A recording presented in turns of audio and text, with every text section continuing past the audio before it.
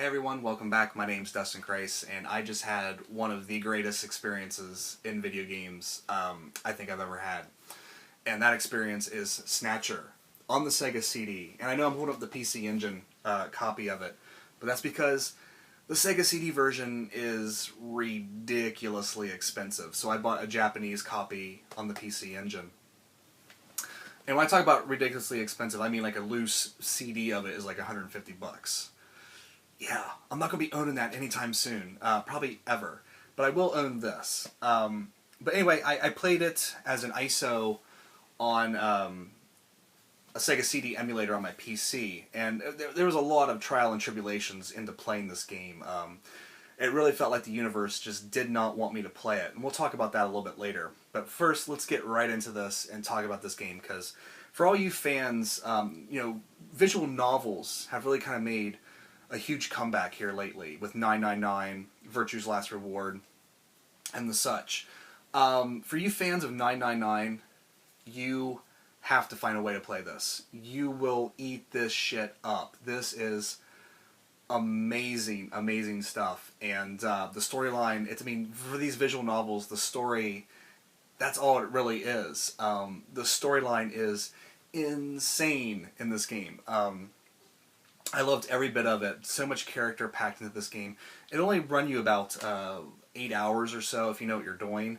I used the guide to make sure that I got to see as much as I can while I played through it. And it was a very spoiler-free guide. It basically just told you what to search. Because sometimes you'll be looking around trying to search things, and you'll be like, you can't leave that screen until you find what you're looking for. And it's like you have to talk to somebody 4 times before you finally get to leave that screen. So for that kind of stuff, that's what I use the guide for. But for the most part, I played it on my own and figured it out myself.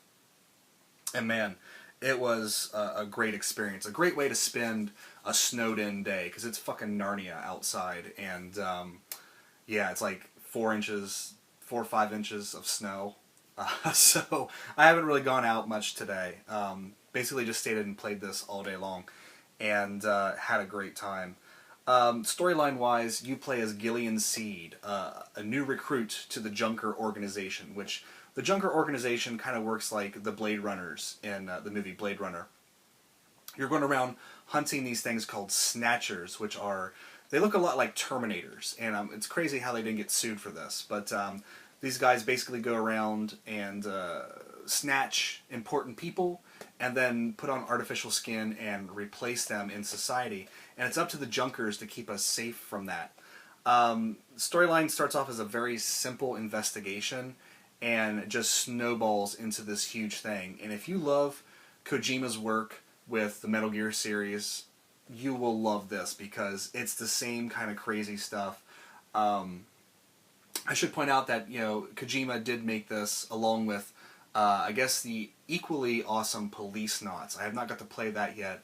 I'm going to be downloading some custom firmware into my PSP and hopefully playing it that way because I really want to play Policenauts now. But yeah, if you're a big fan of Metal Gear, you have to play this. If you're a fan of visual novels, you have to play this. Just a great, great game. As far as the gameplay goes, very simple. You just kind of move through different buildings, and you're really trying to do like a police detective investigation. So you're looking at things, you're searching at things. It's all menu based. Sometimes it gets a little archaic. This game would be perfect for an iOS re-release. Absolutely perfect for iOS. And I'm assuming Policenauts would be as well. Why that hasn't happened, I don't know. But Konami would make a lot of money because there's a lot of people that want to play this game. And it'd be great if they just kept like the Sega CD graphics. They didn't like update the graphics to be super realistic or anything. Because I actually really love the graphics in this. We'll talk about that when I get to the graphics. But yeah, this really needs an iOS remake because all you're doing is just clicking on different menu selections to like talk to people, to investigate people, to sort of search around things. It's intuitive, but at the same time, you can definitely tell it was a 1993 release because the menus get a little bit archaic in that if you investigate something, it's like, oh, you discovered ID card, and then it takes you back to the first menu, and you have to reselect investigate, and then you have to select ID card, and then it's like there's a picture on the ID card. Then it takes you back to the first menu, you have to select investigate, select ID card, and then select photo. And it's just like, oh my god, can I just stay in that same menu to do this next search? It's a little archaic, but you get used to it. And that's something that they can update if they ever do an iOS release. The other big gameplay aspect of this is the gun battles. And this is where I'm going to kind of talk about my trials and tribulations, because I had a burnt ISO on this for the Sega CD, on a burnt CD-ROM. And it played up to a certain point, and then the ISO was corrupt after that, and I couldn't play anymore. But if you can find a good ISO, which I think they've gotten rid of all those bad ISOs out there, if you can find a good one that lets you play through the entire game, burn it on a disc, play it on the Sega CD with the light gun. Because these gun battles will drive you insane if you're like me and you played it on an emulator with the 360 controller. Because that D-pad is not made for those types of games. There's no game out there that will make you hate the 360 D-pad as much as this game right here. Because when you're using the light gun, the screen gets divided up into a 9x9 or a 3x3 grid. So you have 9 squares that enemies can maneuver into. Now when you have the light gun, you're just, you know, and during the target practice with the light gun, I was a crack shot, man. I was doing fantastic. I'm like, I'm going to burst through this game. And then the ISO was corrupted and wouldn't let me play anymore. So then I started playing on the old emulator out there. And when you use the D-pad, it automatically defaults your cursor into the middle square. And then to move around, you have to press, you know, either up or down, left or right, or, you know, the diagonals to get into the diagonal squares. Fine, fantastic, great. The problem is the 360 D-pad is garbage, and there was countless times where I was pushing straight down, but it pushed me over into the lower right box or the lower left box. The early gun battles, that's fine. There's not that many insectors, which insectors are these little spider-like things that come after you. Not that many. But when you start getting to the later gun battles, my thumb was cramping so bad from using that D-pad. It's awful. I almost rage quitted. I got on the, I talked to Aerodynamish because he's really been kind of pushing me to play this game. And I was like, this D-pad fucking sucks. I can't use this. You know, he's like, well, here, try this PS4 driver. And what it does is it masks the PS4 controller to play like the 360 controller. And that's all well and good, but for some reason with the emulator, like, it just kept stalling out. And sometimes I'd press over, or I'd press left to get to the left square, and then all of a sudden an insector would show up in the middle square, so I'd let go to go back to the middle square, and the cursor would just hang out there while these insectors were blasting me. So the PS4 controller was not an option.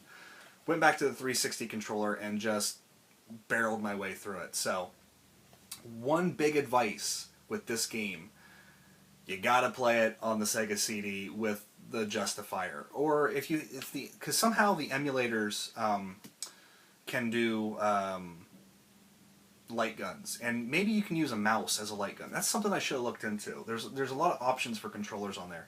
I was using Fusion. I think it's called Kega Fusion, and yeah, I don't know. There might be an option to use the mouse as a light gun. That would have been fucking gangbusters. Although moving my arm that frantically might not have been a good idea, but really use that light gun. But yeah, between those two things and solving the crimes, it's really just a very story-driven game, and I love the storyline that was presented here.